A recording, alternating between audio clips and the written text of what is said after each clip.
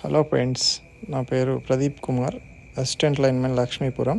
మా లైన్మెన్ గారి పేరు భాస్కర్, బుర్గంపాడు సెక్షన్. జనరల్గా మనకి 3 ఫేస్ ఏబీ అనేది మనకి వీడియోలో చూపిస్తున్నట్టు ఇలా ఉంటుంది ఫ్రెండ్స్. చూడండి, దానికి సంబంధించిన ట్యాండమ్ రాడ్డు, హ్యాండిల్ ఇలా ఉంటుంది. కానీ మనం సింగిల్ ఫేస్ ఏబీ ఎలా ఉంటుందో, దాన్ని ఎలా తయారు చేయాలో ఈ వీడియోలో చూద్దాం. ఈ వీడియోలో చూపించినట్టు మనం చిన్న చిన్న అడ్జస్ట్మెంట్స్ తోటి చూడండి, మా లైన్మెన్ గారు నేను ఎలా తయారు చేస్తున్నామో మీరు చూడొచ్చు.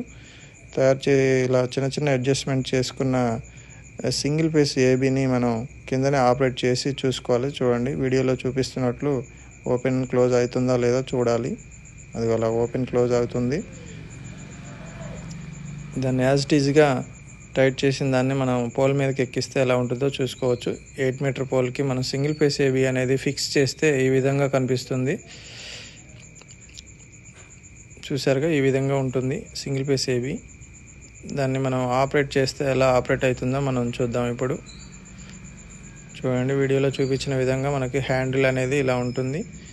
ఓపెన్ చేస్తే అలా వస్తుంది, ఓపెన్ క్లోజ్. అలా వీడియోలో చూపిస్తున్న విధంగా చూడండి, మనకి బ్లేడ్ అనేది ఓపెన్ అవుతుంది.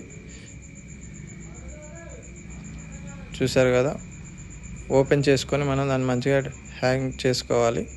మంచిగా కట్టేసుకున్నాక మనం వర్క్ చేసుకోవచ్చు.